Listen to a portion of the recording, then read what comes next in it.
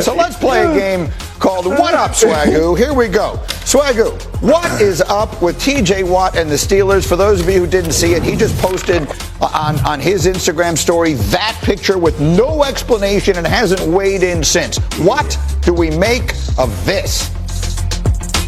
I like TJ turning into a goon in the national media. We don't talk about TJ other than getting sacks.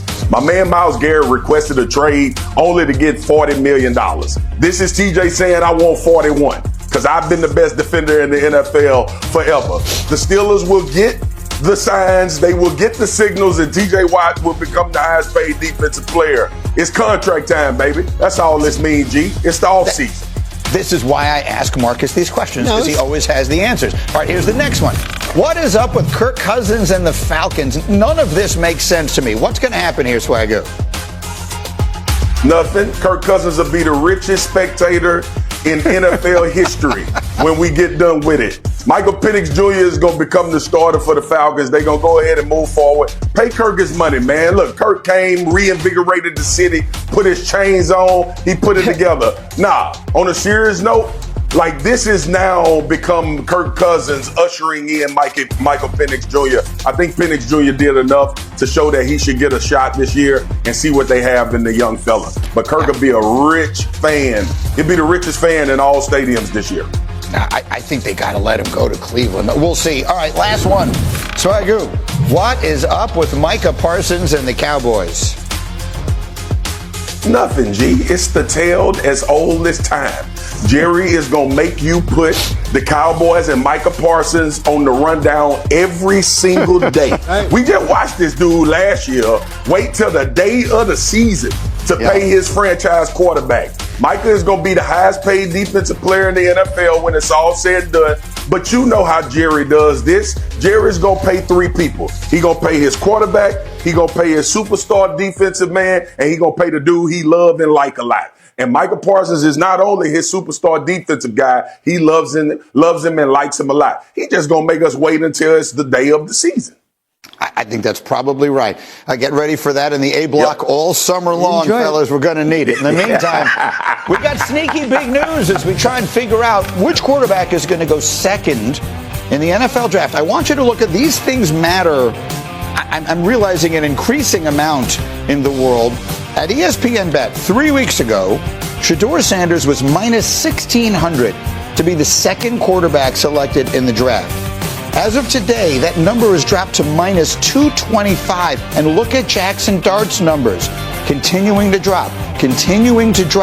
Does this mean, Peter Schrager, that, well, I mean, I don't even know why I'm asking you this in the form of a question. This means there are people who think there is a real possibility that not only does Shedeur Sanders not go first amongst the quarterbacks in this draft, he doesn't even go second. I haven't spoken to anyone who's got Jackson Dart over Shedeur Sanders. I don't have anyone who has told me, you know what, we're Jackson Dart team. That said, I don't have anyone who's doing flips over Shedeur Sanders either. It's a really interesting draft right now. Cam Ward has aced this entire process. I believe he will go first overall to the Titans. The intrigue starts at who's the next quarterback taken. And as we see here by ESPN Bet, it looks like there is some discussion. But I wouldn't be shocked if we came in the Friday morning after the draft and, I don't know, Jalen Milroe was the second quarterback taken because someone had a subset You're just saying package. That casually? Yeah, I'm saying it casually. I'm saying I don't know. Tyler Shuck? Tyler There Shuck. are people who love him. There are people who have said that Tyler Shuck is the best pure thrower of a football. So if that is what you are looking for, Tyler Shuck could be it. And he's big and he runs a 4.6. But he's 25 years old and he's coming off an ACL from a year ago. So everyone's got their warts in this thing. I don't have anyone saying slam dunk, we're Shedeur Sanders' team, but I also don't have anyone saying, well, Jackson Dart's the future. So it's not like this guy is just a locomotive train of momentum right now. Quick takes from the guys. RC, quick take.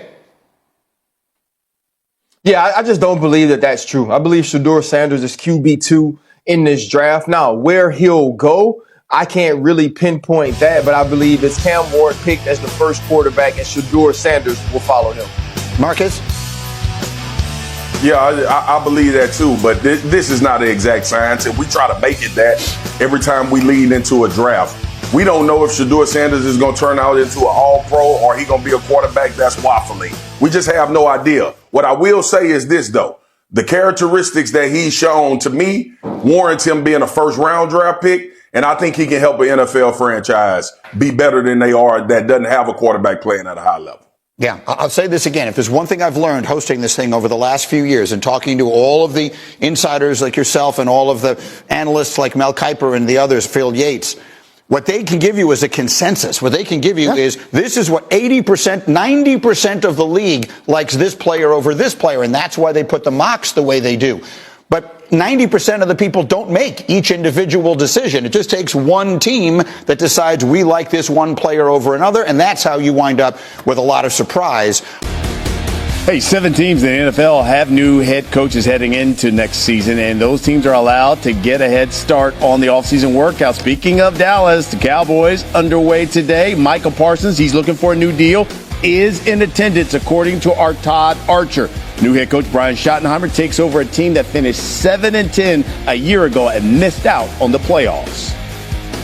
Our NFL analyst Dan Orlovsky is back here with us. Based on how the offseason has gone for the Cowboys, biggest concern, and you know I'm locked in, is my squad, that you have for them going into the season? Are they going to find a way to stop the run? I feel like we've said that for the past couple of seasons of the Dallas Cowboys, the physicality up front. And everyone's like, well, they got to get interior defensive line help, and they have to add different linebackers, and they've done that, and it's similar results. So they do have to find a way within their division and their conference to be more physical up front and stop the run. And then there's question marks attached to their secondary, mainly health-wise. Trayvon Diggs, their all-pro corner, is he going to be healthy enough to start the season and get back to that all-pro caliber playing level? So their defense as a whole, their defense is going to have to get better, stopping the run and just getting health on the perimeter. Yeah, now, they have the 12th pick in the draft. What players do you think would be a good fit there? Well, naturally, after that, I'm going to say wide receiver. There you go, offense. Yeah. So I think the Cowboys have the chance to be better than people expect. They need Dak to be healthy, and they need somebody opposite CeeDee Lamb. Tet McMillan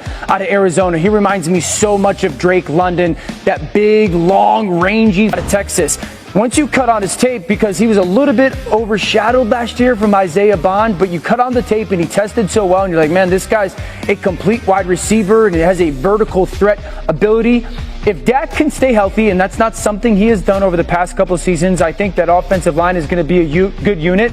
I think this is a playoff contending football team, but they have to get somebody that is a legit threat opposite CeeDee Lamb. I'm surprised you say wide receiver, because running back was such an issue with them. It's such a deep running back class. This Ashton Genty and Hampton are kind of the leaders of the class in many people's eyes, but you can get a really good back in this draft in the second and or third round. By the way, Cowboys had a league low 6 rushing